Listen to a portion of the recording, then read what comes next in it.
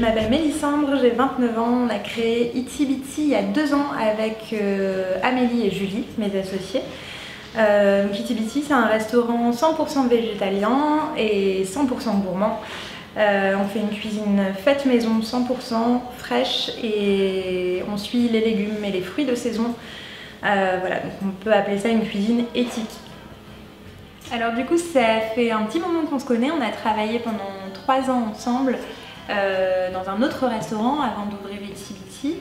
Et en fait, on a eu l'idée en se baladant à Porto au Portugal, où on cherchait un restaurant pour Julie, du coup, qui est végétalienne, et on ne trouvait absolument pas un endroit où elle puisse correctement manger.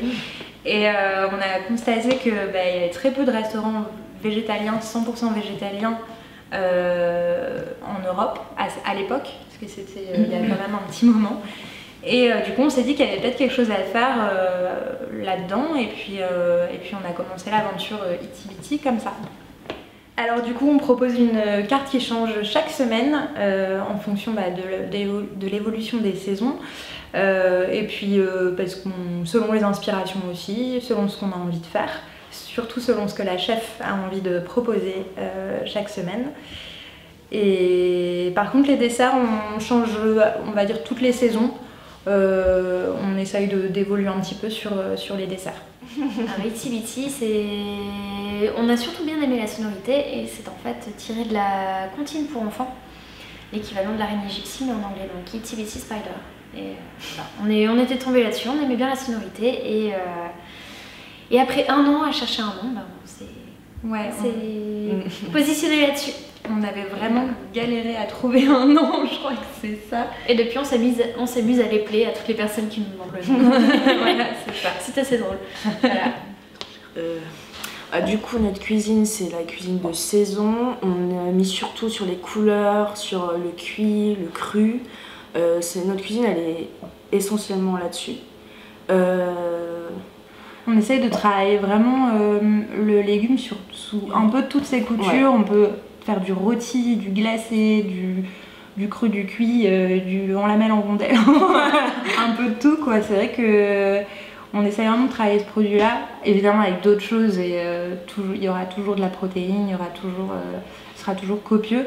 On a aussi envie de se dire que les gens, ok, c'est que des légumes, mais c'est un vrai plat, c'est gourmand, ça donne envie de manger. C'est pour ça qu'on travaille beaucoup sur les couleurs aussi. Ouais. Il faut que ce soit coloré, sinon ça donne pas envie. Nous on aime bien qu'il y ait du rose, qu'il y ait du orange. Et surtout que ça pète. Nos clients sont pas tous ni végétariens ni végétaliens, donc il faut leur donner envie de venir manger des légumes, et ça c'est... Ouais. C'est le challenge de toutes les semaines, quoi.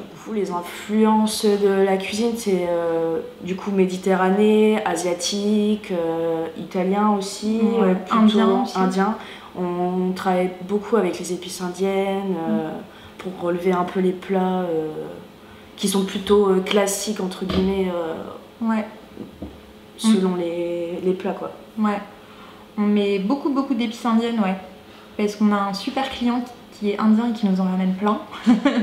Du coup, c'est super frais pour le coup. Avec modération, bien sûr, parce que sinon ça peut piquer. Mais du coup, on essaye de bien doser ça, et ouais, ça passe bien. Du coup, pratiquement dans tous les plats, il y a forcément des épices. Ouais. C'est la base. Ouais. Alors moi j'adore un thaï qui s'appelle les Petites Douceurs de Phuket, c'est à Lomme, avenue de Dunkerque, enfin Lommeville, avenue de Dunkerque. Ils font un pad thaï qui est juste fantastique, et n'hésitez pas à les tester. Dans l'île, on a plein de petites adresses un peu plus cantine, notamment à côté d'Itsy Bitsy. Il y a le Boucan, le Lovibon, et l'Idéal aussi, c'est un petit café épicerie local qui se situe place Jeanne d'Arc et qui est vraiment super chouette, tenu aussi par 3 nanas, super chouette.